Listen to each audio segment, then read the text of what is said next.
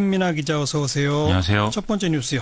어제 전해드린 이명박 정권의 블랙리스트 여기와 관련해서 영화배우 문성근 씨의 반응을 같이 들으면서 시작을 해보시죠. 믿어지지 않는 거죠. 뭐. 믿어지십니까 이게? 일베 중에서도 개쓰레기들만 하는 집단이에요. 그 사진 조작이나 이런 것도 그것을 본 사람들에게 이게 잔상으로 남아서 무의식에 이렇게 침투하는 작전이었을 것이다 이렇게 생각이 되고 국정원 MB정부가 참여정부 때 관계했던 사람들 전체를 다 수사를 했다고 그러거든요. 그래서 문화부에서는 이제 이창동 저 명계남 이렇게 집중 대상이었고 그때 모든 통장을 다 털었고요. 네, 앞에 믿어지십니까? 한 게 그 배우 김여진 씨하고 나치 이미지 합성 거기에 대한 반응이죠? 그렇습니다. 오늘 TBS 라디오에 출연을 해서 국정원이 뭐 이런 일을 한 것에 대해서 황당하다 이런 반응을 보였고요. 이 뒷부분은 참여정부 인사들이 구체적으로 어떻게 탄압을 받았느냐 여기에 대한 이제 반응이었습니다. 네. 문성근 씨는 지금 이명박 전 대통령과 원세훈 전 국정원장 등을 대상으로 해서 민형사 소송을 준비 중인데 최동욱 전 검찰총장이 변론을 맡기로 했다 이렇게 밝혔거든요. 그래요? 그렇습니다. 문성근 씨 주장에 따르면 뭐 최동욱 전 검찰총장은 블랙리스트 피해자들에게 무료로 변론을 해주기로 했다는데 아마도 같은 어떤 정치 탄압의 피해자다 이런 생각이 있는 거 아닌지 좀 추측이 됩니다. 문성근 씨는 또 어떤 피해들을 당했답니까? 일단 여러모로 경제적 압박이 있었는데 집을 팔아서 이제 먹고 사는 데는 문제가 없었지만 자기에게 통장에 이 돈을 보낸 사람 그리고 회사 이런 사람들이 모두 다 세무조사를 받아서 미안했다 이렇게 하하. 얘기를 했고요. 예. 최근에 이제 8년 만에 SBS 드라마에 출연을 해서 뭐 방송에 복귀를 했는데 그동안은 어차피 섭외가 안 된다는 거를 본인도 알고 있었고 또 이걸 또 아는 PD들이 알아서 연락을 하지 않는 그런 일들이 이어졌다라고도 밝혔습니다. 네. 또 OCN을 통해 제작된 처용이라는 드라마가 있었는데 이게 자신이 이제 출연한 분량이 있었고 다 이제 촬영이 됐는데도 통편집됐고 이후에 이제 CJ가 투자하는 영화에 출연이 안 되더라 이런 얘기도 같이 했습니다. 어제는 MBC 내의 그 블랙리스트 관한 폭로 나왔는데 오늘은 KBS 사례가 또 추가 공개된 모양이에요. 언론노조 KBS 본부 파업뉴스팀이 이명박 정부 이후에 KBS에서 방송 관련 불이익을 받은 이 인사들하고 인터뷰를 진행해서 내용을 공개를 했는데요. 김미아 씨의 경우 2010년 KBS 다큐멘터리 프로그램 나레이션을 맡았다가 문제가 되자 소셜미디어를 통해서 KBS에 블랙리스트가 있다더라 이런 얘기를 이제 써서 논란에 이제 휩싸였던 거죠. 예. 이후 김미아 씨는 KBS 고위직들에게 뭐 좌파다 이렇게 좀 불리면서 방송 출연에 불이익을 받았는데 나는 빨갱이가 아니다. 이 얘기를 직접 하고서야 출연 허가를 받을 수 있는 그런 상황도 있었다고 합니다. 이외에 진중권 동양대 교수가 출연했던 TV 책을 말하다 이런 프로그램이 경영진이 왜 이렇게 좌파가 많이 나오느냐 한마디를 하니까 그냥 폐지됐다. 이런 내용들도 같이 공개가 됐네요. 근데 이렇게 뭐 노조 차원에서 할 게 아니라 좀 공식적인 피해 사례 조사가 있어야 되지 않을까요? 문체부 산하 문화예술계 블랙리스트 진상조사 및 제도개선위원회가 18일 오후 2시에 1차 진상조사 결과를 공개하는 행사를 연다 이렇게 밝히고 있는데요. 네. 이 진상조사는 지난달 31일부터 활동을 시작해서 조사를 이제 진행을 해왔거든요. 또 18일 행사 시작 전에 오후 1시부터 2시까지 이 시간에도 문화예술인의 현장 조사 및 제보 신청을 받는 자리를 따로 만든다고 합니다. 근데 이 위원회는 박근혜 정부의 블랙리스트 때문에 만들어진 거잖아요. 그렇습니다. 이제 추가해야죠, 이거를. 그렇습니다. 네. 그래서 이 18일 행사 전에 아마 이런 사례들까지 다 포함해서 이런 신청을 받는 그런 자리가 이제 될 수 있을 것으로 기대가 되고요. 네. 또 이 토크쇼 블랙리스트 말하다라는 자리를 통해서 피해 당사자들의 생생한 이야기도 듣는다고 하는데 아마 이 얘기를 하다 보면은 이 보수 정권의 블랙리스트 문제에 대해서 좀 총체적으로 얘기를 할 수밖에 없겠죠. 그 외에 전문가들의 어떤 제도 개선 논의 등도 진행이 된다고 하니까 좀 주목을 해봐야 될 것 같습니다. 국회 국정조사 요구서도 제출됐죠. 더불어민주당이 이명박 박근혜 정부의 방송 장악 등 언론 적폐 사건 진상 규명을 위한 국정조사 요구서를 121명 소속 의원 전원 명의로 발의해서 오늘 국회에 제출했는데요.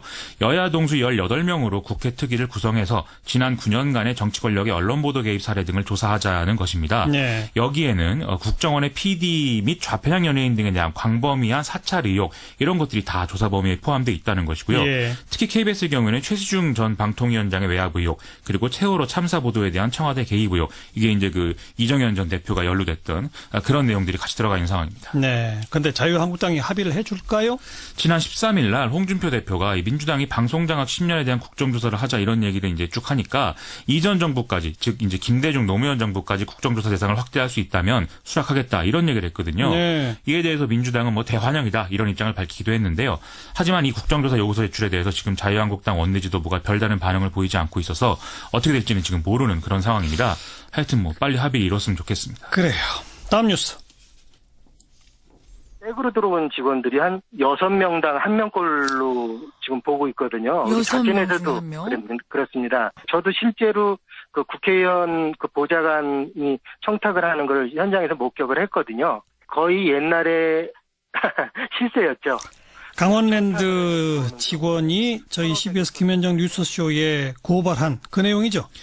그렇습니다. 최근에 한겨레 신문 등등 강원도의 지역구를 둔 자유한국당 권성동 의원, 염동열 의원 이 측근들이 연루됐다 이런 보도까지 같이 하고 있는 강원랜드 채용 비리 의혹을 연일 이제 보도하고 있죠. 네. 우리 시사학기 정관용입니다에서도 주초에 이제 이 사실을 다뤘는데 예. 2012년과 2013년에 채용된 신입사원 518명 가운데 95%가 불법 청탁이었다. 이 사실이 밝혀졌던 것이고 이 강원랜드 자체 감사로 밝혀졌고 이후에 검찰에 수사를 했는데 내외부 성명 불상의 다수에 의한 청탁이라는 결과로 최홍집 전 사장과 인사담당자 권모 씨 2명만 재판에 넘기고 좀 유야무야 됐다. 이런 비판이 제기되고 있는 상황이죠. 네. 예, 뉴스쇼에 오늘 나온 이 강원랜드 직원은 16년간 강원랜드에 근무했는데 이런 의혹들이 다 사실에 가깝고 심지어 아주 일상적으로 만성적으로 이런 청탁이 이루어졌다. 이런 증언을 지금 하고 아주 있습니다. 구조적이었다는 게 관리 감독해야 할 상급기관도 연루됐다면서요.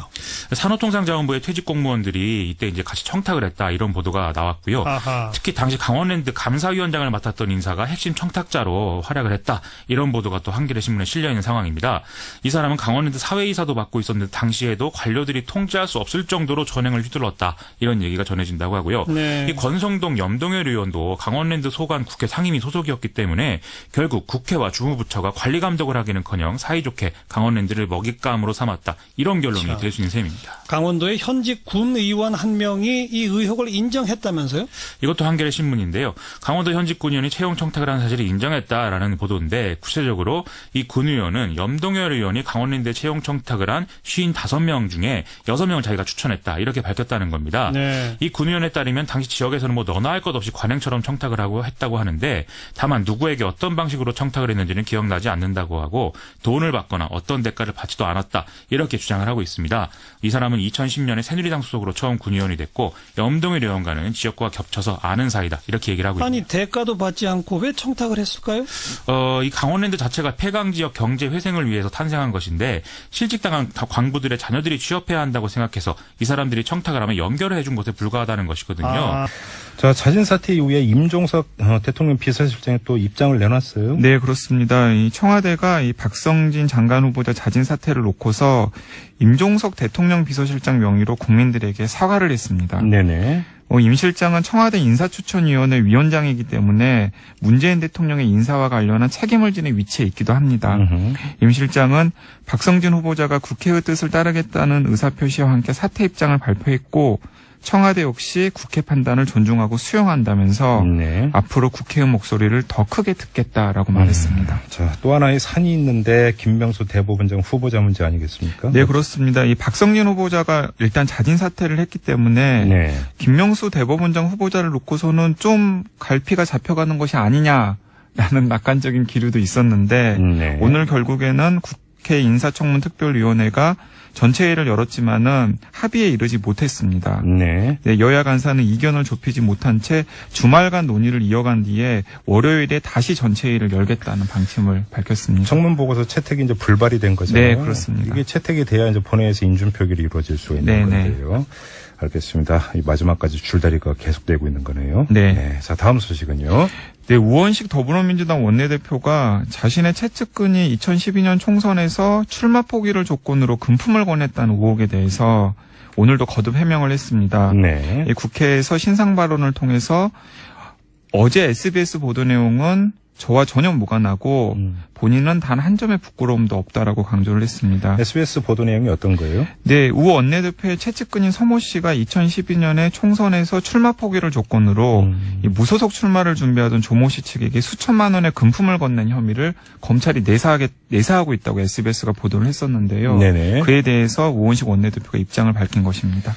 알겠습니다. 이게 그러니까 지난해 총선이 아니라 2012년 총선입니다. 19대 총선 때 뭐 이야기다 이런 건데요. 그러니까 우 원내대표는 이런 얘기도 했었는데요. 이미 검찰의 내세가 끝나서 뭔가 이제 조치를 취해야 되는 상황인데 네. 왜 미적거리면서 이런 보도가 나오게 하는지 모르겠다라는 얘기도 했습니다. 알겠습니다. 이건 뭐 일단 뭐 검찰을 좀 기다려 봐야 되는 거잖아요. 네네. 사안 자체가.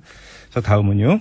네, 2011년 원세훈 국가정보원장 시절에 국정원이 보수단체에 광고비를 주고 예. 광고 문항까지 작성해주면서 박원순 서울시장을 비방하는 신문 광고를 낸 것으로 확인이 되었습니다. 네. 이 검찰은 사이버 외곽팀을 총괄한 민병주 전 국정원 심리전단장에 대한 구속영장도 청구를 했다는 소식도 있습니다. 네. 이 내용을 좀 더 자세히 살펴보면 이 국정원 심리전단이 이 11.6 서울시장 보궐선거에서 당선된 박 시장을 정복인물로 원전원장이 규정을 한 다음에 이단 보수단체를 통해서 12월 1일에 중앙일간지 두 곳에 박 시장의 비방 광고를 실었습니다. 네. 이 단체 명의로 나온 광고에는 박원순 시장은 누구를 위한 서울시장입니까? 라는 제목이 붙어 있는데 네. 이 문구도 국정원에서 준 것이라고 합니다. 업계에서는 이 비방 광고의 크기와 위치를 고려하면 신문사별로 최소 수백만 원에서 최대 1,000만 원에 이르는 광고비가 집행됐을 것으로 보고 있습니다. 국정원이 아주 집요하게 박원순 서울시장을 뒤에서 계속 음해하는 공작을 펴왔던 거군요. 네. 이 정도면은 정말 그러니까 상상 이상인 것 같습니다. 예, 알겠습니다. 자, 다음은요.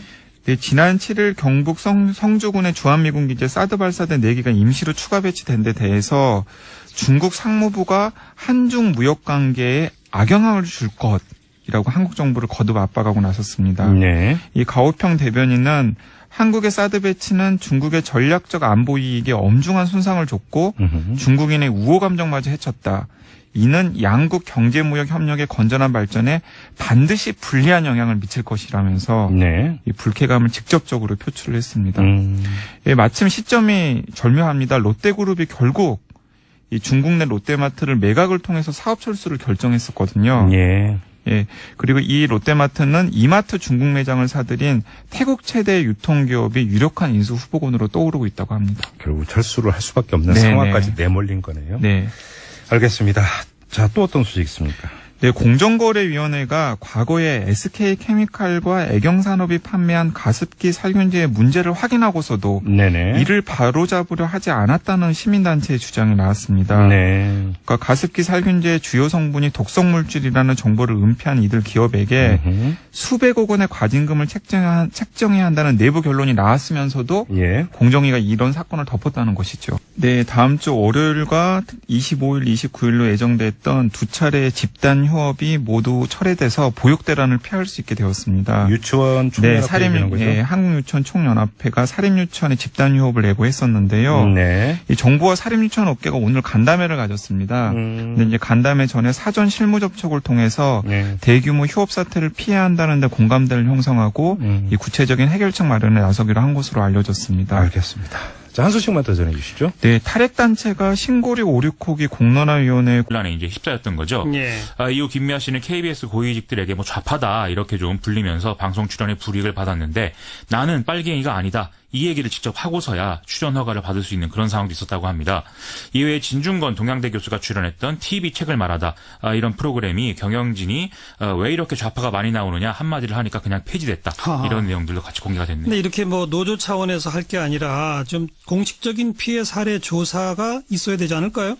문체부 산하 문화예술계 블랙리스트 진상조사 및 제도개선위원회가 18일 오후 2시에 1차 진상조사 결과를 공개하는 행사를 연다 이렇게 밝히고 이창동 저 명견합 이렇게 집중 대상이었고 그때 모든 통장을 다 털었고요. 네, 앞에 믿어지십니까? 한 게 그 배우 김여진 씨하고 나치 이미지 합성 거기에 대한 반응이죠?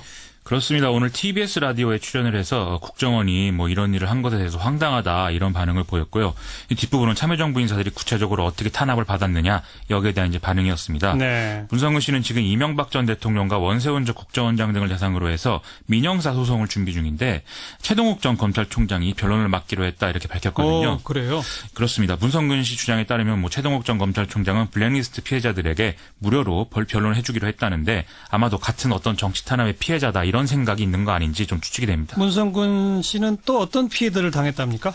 일단 여러모로 경제적 압박이 있었는데 집을 팔아서 이제 먹고 사는 데는 문제가 없었지만 자기에게 통장에 이 돈을 보낸 사람 그리고 회사 이런 사람들이 모두 다 세무조사를 받아서 미안했다 이렇게 하하. 얘기를 했고요. 예. 최근에 이제 8년 만에 SBS 드라마에 출연을 해서 뭐 방송에 복귀를 했는데 그동안은 어차피 섭외가 안 된다는 거를 본인도 알고 있었고 또 이걸 또 아는 PD들이 알아서 연락을 하지 않는 그런 일들이 이어졌다라고도 밝혔습니다. 네.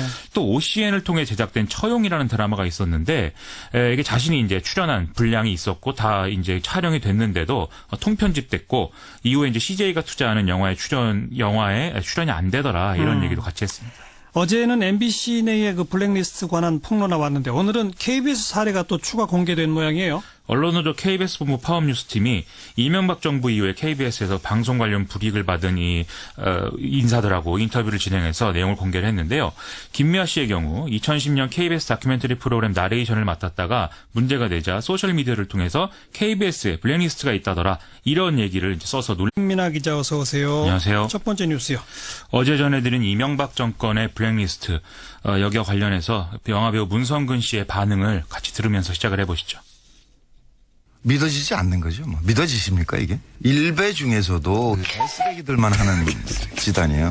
그 사진 조작이나 이런 것도 그것을 본 사람들에게 이게 잔상으로 남아서 무의식에 이렇게 침투하는 작전이었을 것이다 이렇게 생각이 되고 MB 정부가 참여정부 때 관계했던 사람들 전체를 다 수사를 했다고 그러거든요. 그래서 문화부에서는 이제